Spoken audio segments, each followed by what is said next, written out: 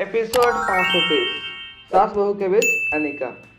सुगंधा ने तरुण को आगे बोलने से रोकते हुए कहा, देखो बेटा, इस वक्त शांत हो जाओ, हम घर चलकर ये सारी बातें कर लेंगे। इस वक्त अनिका जी तुम्हारा चेकअप कर रही है, उन्हें जरा ध्यान से तुम्हारा चेकअप करने दो।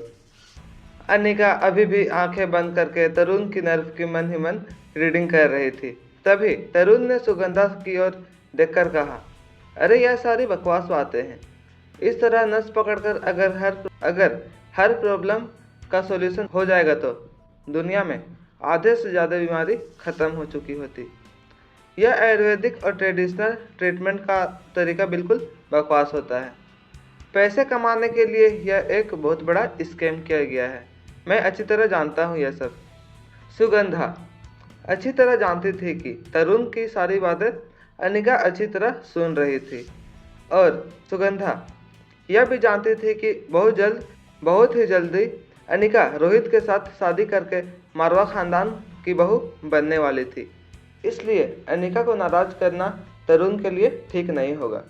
मगर चाहे कुछ भी हो जाए, सुगंधा तरुण को डांट नहीं सकती थी। इसलिए बड़े ही प्यार से तरुण के कंधों पर हाथ फेरते हुए सुगंधा ने कहा, ऐसा बात नहीं है बेटा, अनिका जी बहुत बड़ी डॉक्टर है, बहुत जानकार है उन्हें, और फिर बहुत जल्द रोहित के साथ इनकी शादी भी होने वाली है।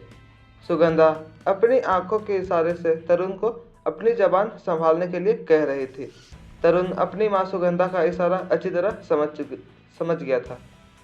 तरुण वैसे काफ़ी ही जिद्दी और अड़ियल स्वभाव का था, मगर वह जानता था कि रोहित मारवा और मारवा खानदान के सामने उन लोगों की हैसियत बहुत छोटी थी।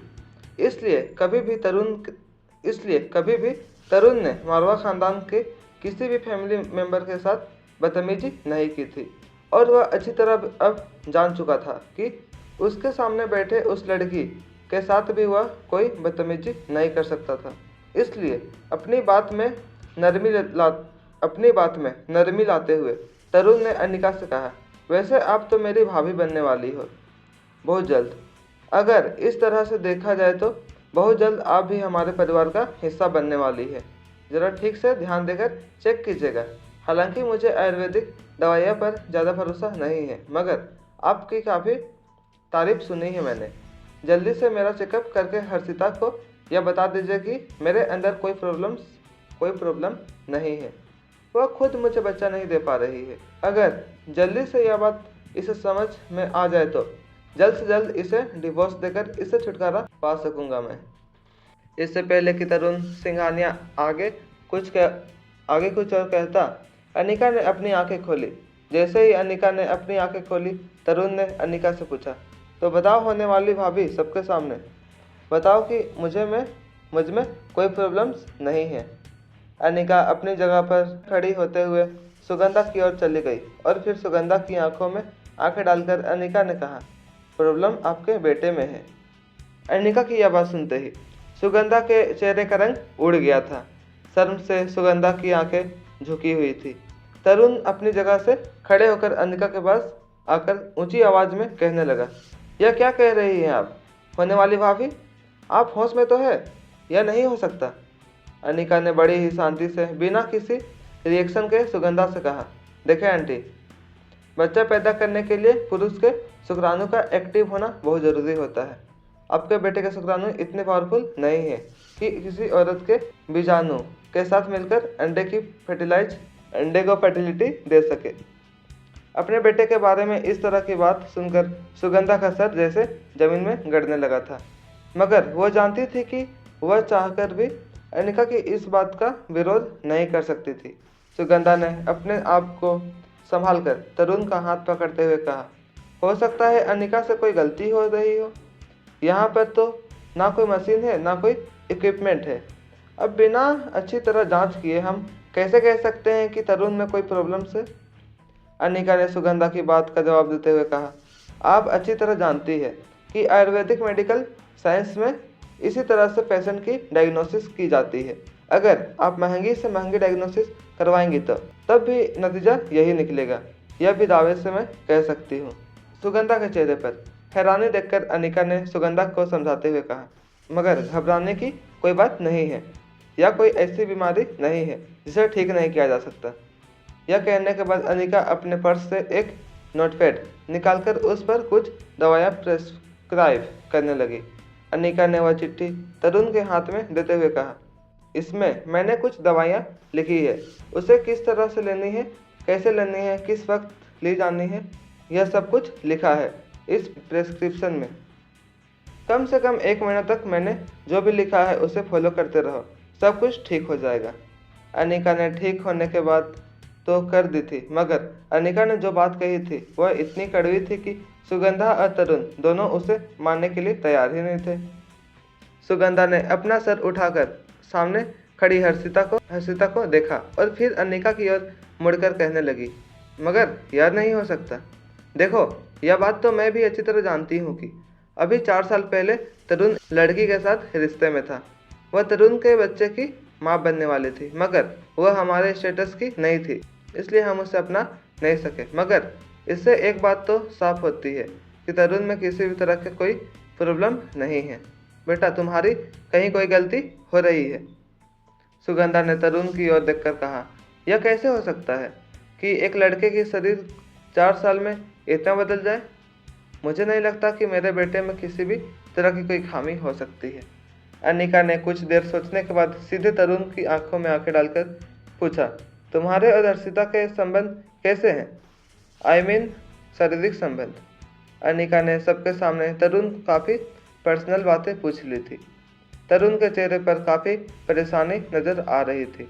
ऐसा लग रहा था जैसे सवाल सुनने के बाद तरुण का जवाब से ज़्यादा वह बात सता रही थी जो उसके मन में चल रही थी। अनिका जान चुकी थी कि तरुण उसके सवाल का जवाब नहीं देना चाहता था, इसलिए अनिका ने कुछ और रूटीन सवाल तरुण को पूछे, जिसका तरुण ने सही जवाब दिया। मगर अनिका ने जब फिर से तरुण और हर्षिता के शारीरिक संबंधों के बारे में तरुण को सवाल किया तो फिर से तरुण के चेहरे पर परेशानी नजर आने लगी थी। अनिका ने मुड़कर हर्षिता की ओर देखा। जैसे ही हर्षिता को इस बात का एहसास हुआ कि अब अनिका हर्षिता की वही सवाल पूछना चाहती थी जो सवाल का जवाब तरुण नहीं दे पाया था, तो हर्षिता काफ़ी अनकंफर्टेबल हो गई थी। अनिका हर्षिता के पास जाकर बिल्कुल धीमी आवाज़ में पूछने लगी, तुम्हारे पति के साथ तुम्हारे शारीरिक संबंध कैसे हैं? हर्षिता ने अपनी नज़र झुकाकर बिल्कुल धीमी आवाज़ में जवाब देते हुए कहा, वैसे तो वह ज़्यादातर वक्त घर से बाहर ही रहते हैं।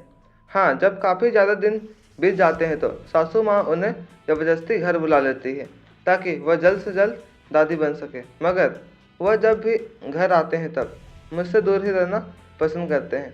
उन्हें पता है कि उनका पूरा परिवार जल्द से जल्द हमारी गोद में एक बच्चा देखना चाहता था, इसलिए वह मेरे साथ संबंध तो बनाते थे। मगर हर्षिता वह बात नहीं कह पा रही थी जो अनिका समझ चुकी थी। अनिका ने तुरंत तरुण की ओर देखकर पूछा, क्या किसी दूसरी लड़की के साथ संबंध है? तरुण के चेहरे की परेशानियां बहुत ज़्यादा बढ़ने लगी थी।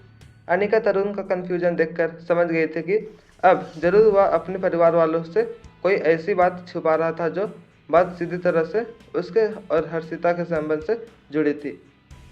जब हर्षिता ने तरुण के चेहरे के एक्सप्रेशन देखे तो धीरे धीरे हर्षिता की आंखों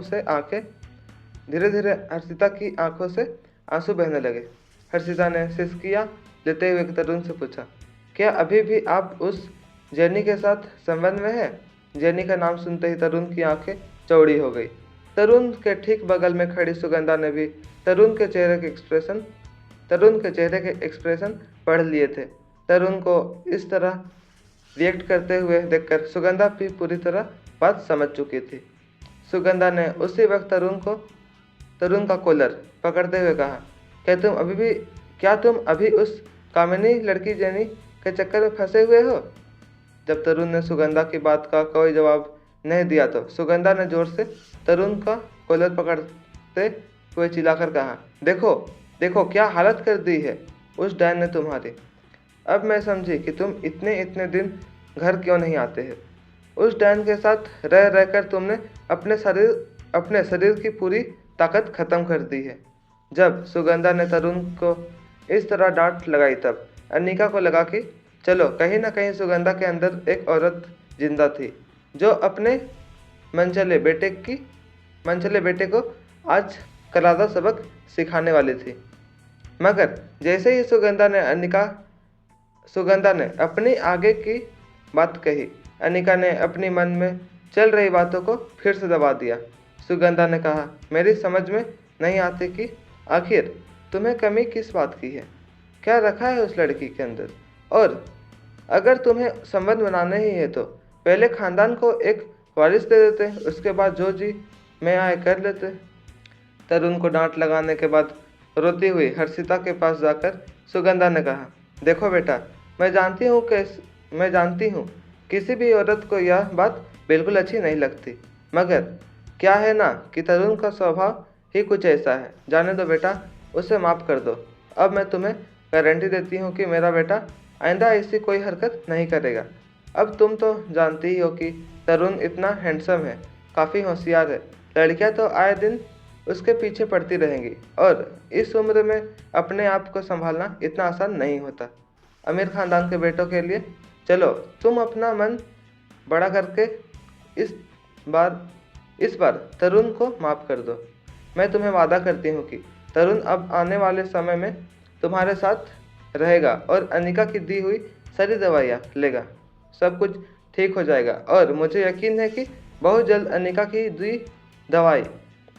दवाइयों की वजह से हमारे घर में एक नन्हा मुन्ना प्यारा सा बच्चा किलकारियाँ ले रहा होगा। रोती हुई हर्षिता ने सिसकियाँ भरते हुए सुगंधा से कहा, मुझे घर जाना है। सुगंधा ने अपना हाथ हर्षिता की पीठ पर फिरते हुए कहा, ठीक है, हम अभी घर चलते हैं। तुम्हारी बात भी सही है, ऐसी बातों को सबके सामने किया जाए तो काफ़ी शर्मिंदगी महसूस होती है। यह कहने के बाद सुगंधा ने दादी माँ की ओर देखा और कहा, माफ़ कीजिएगा बुआ जी, लड़की थोड़ा सा अनकंफर्टेबल फील कर रही है। मुझे लगता है इसे घर ले जाती हूँ, वहीं पर चलकर तरुण के साथ बैठकर इस मामले को सुलझाना चाहिए। जैसे ही सुगंधा की यह बात पूरी हुई, सिसकियाँ भर रही हर्षिता ने उनसे कहा, नहीं, मैं अपने घर जाना चाहती हूँ, अपनी माँ के पास। क्योंकि हर्षिता बच्चे को जन्म नहीं दे पा रही थी, इसलिए हर्षिता के परिवार वालों को भी सिंघानिया परिवार वालों ने काफ़ी अपमानित किया था। कुछ महीनों से तो सिंघानिया परिवार ने हर्षिता के परिवार के साथ उसके सारे कनेक्शन तोड़ दिए थे। हर्षिता के परिवार वालों को इस बात की वजह से समाज में काफ़ी जिल्लत का सामना करना पड़ा था, मगर हर्षिता ने हर गम सिर्फ इसलिए कहा था क्योंकि वह जानती थी कि एक दिन जब वह बच्चे को जन्म देगी तब सब कुछ पहले की तरह ठीक हो जाएगा। मगर अब वह जान चुकी थी कि प्रॉब्लम्स ना तो उसके शरीर में था और ना ही तरुण के शरीर में था। उन दोनों के रिश्तों के बीच कोई और था, जिसकी वजह से उनका रिश्ता आगे नहीं बढ़ पा रहा था।